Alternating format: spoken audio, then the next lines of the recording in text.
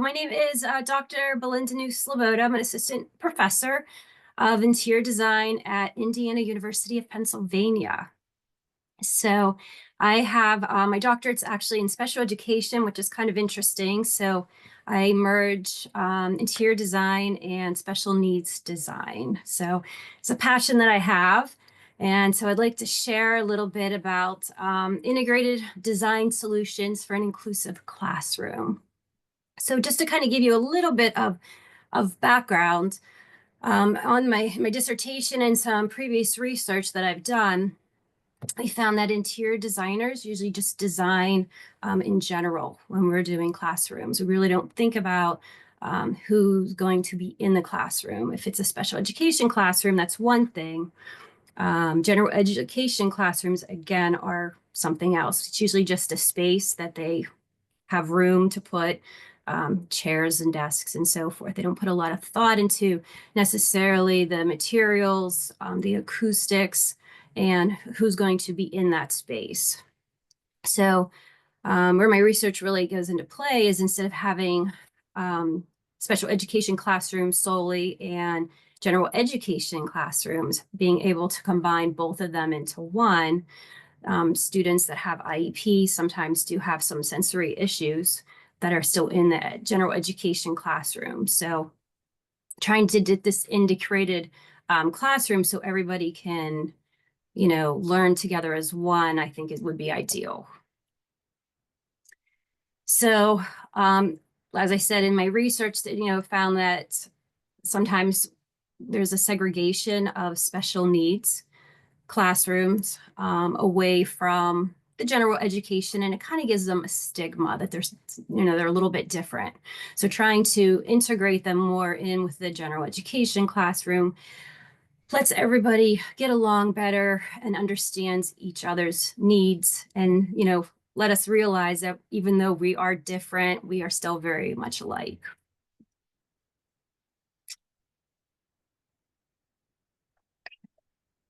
So some issues derived from the study. In addition to having this inclusive classroom, there sometimes is a lack of access to a multisensory room. So a multisensory room is a room that special needs students will sometimes go to get away if they have, if they're overstimulated or understimulated, they just need to kind of get away and take a break. And in order for that to happen, a lot of times they have to have a classroom aide will have to take them to this multisensory room. When they do leave the classroom, so whether they're in an inclusive classroom or a special needs classroom, they are unable to, they're miss learning opportunities because they're not going to be in with the teacher of what's going on in the classroom. So they actually have to leave the room. Again, I said there's a stigma attached to this as well. And a lot of times the classroom doesn't have the aids that they need to meet their needs. So they have to leave the classroom. They can't meet them within there. So what we found is two factors to be addressed. What are the students' needs and what products will help meet their needs? And then the second part is where can the sensory space be placed and how should it be set up in a classroom so everybody's needs could be met. And so the solution was addressing these questions during the pre-design and the design phase of the construction process, because it's almost unheard of for interior designers to look into this aspect of design, like I said. So, this research is kind of a little bit more forefront on the interior design aspect of it. So what are the students' needs and what products will help meet their needs? So students can have a variety of issues. We could just have anxiety, it could be autism, ADHD. There could be sensory issues such as being overstimulated or understimulated. And some products that will help meet their needs would be fidget toys, perhaps a weighted blanket, colored lights, objects to satisfy any type of stimming or vestibular needs. So stimming would be like tapping your fingers, humming, anything along those lines, to promote some stimulation. And vestibular needs would be like rocking or spinning in order to help meet those needs as well. And so how can we meet those needs within the classroom without interrupting the other students is the whole process of this research. So where can the sensory space be placed? It could be in a large closet or a small room right off of that classroom. If it was a large enough classroom, it could be perhaps in the back of the classroom or even an unused corner. So the image on the left is a very large closet that is within a classroom.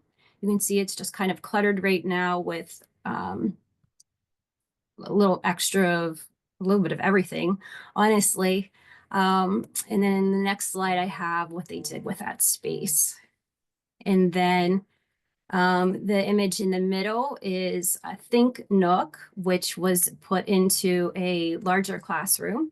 And it just kind of sits in the back and it allows students to be able to utilize the space, kind of get away from everyone else, but still be in the same classroom so they could listen to the teacher and still learn. And the image on the right is just a classroom that has a corner area that we can utilize, which I will show you in this next slide.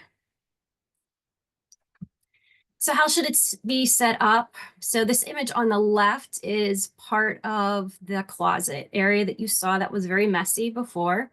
The teacher turned it into, she calls it the chill zone. So it has a carpeted area, it has some beanbag chairs for movability.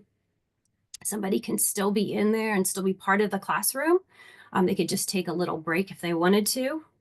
The image on the right is that same classroom that was in the previous slide. They just move some of the desks away and they have a little area that has some sofas, some wiggle chairs.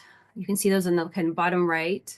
Some bean bags. There is a privacy panel just to kind of keep it a little bit not as in the way of everybody else in the classroom. There's electrical outlets for charging educational devices, which a lot of special needs students have. Having a variety of textures and maybe a bin for fidget toys. So again, if students are working in a classroom and they just need to step away, they can go to this area, satisfy their needs, maybe get a fidget toy, spin it, sit on a wobble chair, pay attention to the teacher so they're still in the classroom learning and then go back to their desk when their needs are met. So we allocated space, now what? So some important design elements to consider as well in an inclusive classroom is the lighting, the acoustics, the color, and the furniture and finishes. So there's a lot of research have been done in these 4 areas that in a special education classroom, it makes the students be able to pay attention better and learn. So I like to incorporate that information to a general education classroom because if it works well for the special needs, it should work well for everyone, which would be an inclusive classroom. So the lighting is one thing, again, that sometimes gets overlooked. So I know in design and architecture, they just kind of put the lights in. But paying attention to, natural lighting, making sure that we have windows that are accessible is very important for your circadian rhythm. Replacing fluorescent lights with LEDs. So fluorescent lights are in some older classrooms. They usually have a little bit of a flicker, which has been known to could cause seizures in certain students, depending on their special needs. It also sometimes will have a humming of the ballast, which will bother students that are autistic.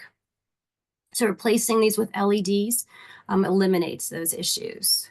In addition to LEDs, you can play around with the color temperature. So if you look at the top image, it has a cooler temperature. Okay, so physically the temperature is the same, but visually it has a little bit of a cooler look to it. The image on the bottom is a little bit of a warmer temperature. And then the image to the right is kind of interesting. That has a little bit of a reddish tint to it. And that was actually found the most favorable by the students in that classroom. So they tried different temperatures and they found that that is the most relaxing and they were able to pay attention and do the best work with that lighting. Another thing to think about are dimmer switches. So instead of just turning the light switch on and having it be at 100%, being able to adjust the levels. Again, in this classroom, they found that sometimes in the morning, they would make it a little bit dimmer. And then as the students kind of woke up, they made it a little bit brighter. It worked wonders for the students. They were very happy being in these classrooms. And then, of course, layered lighting is having, instead of all the lights turning on at once with one switch, having certain ones turn on. So again, you can adjust how much lighting is in there. The importance of acoustics. So again, in a classroom, you don't want to have a lot of reverberation and a lot of echoing. You want to be able to pay attention to the teacher and be able to hear them. Sometimes special needs has to do with hearing as well. And a lot of this echoes causes a lot of problems. You can't understand the teacher.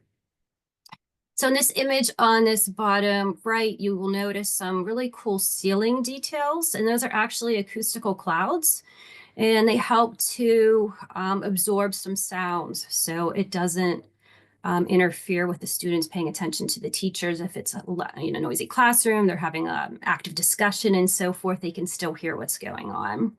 They sometimes will have acoustical wall panels. Back here, they also have wall panels that are acoustical. They just look like wall panels.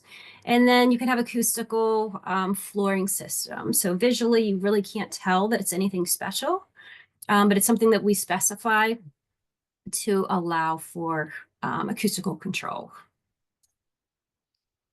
And then the importance of color. Again, a lot of research has been done. They found a neutral palette with blue to green is more preferred, especially with those on the autism spectrum. It works well with concentration. One thing, an example I have in this classroom is a very neutral. It's kind of more on the tan side. This works well because those lights are LED lights and they can turn red, green, blue, a multitude of colors. And so it's very helpful for the students that the color is being able to be seen accurately. If it was a blue wall, the color wouldn't be the right shade. And then the importance of furniture and finishes to finish up. Furniture should have non-slip surfaces, natural materials, a variety of seating, like I said, a soft sofa, maybe a moldable beanbag, a wobble chair. And then the finishes should be functional yet aesthetic. They should look nice. They should be easy to maintain, have soft edges. You can notice these desks have very soft edges so you don't get bumped into, and have a variety of finishes to meet sensory needs. So some people like hardwood, smooth plastic, soft fabric. And then these chairs have a multitude of different movability. So some are swivel, some are cantilever chairs that actually rock, some swivel, like I said, some rotate. So it gives different students different variety of what they want. So in conclusion, interior designers that work in educational settings should really try to use materials that will allow for more of an inclusive classroom, so we can combine special education and general education so that we can have a true blended classroom experience. And like I said, if it works well for the special needs students, it should be used for all students so they can all benefit. And then I just included my references and any questions.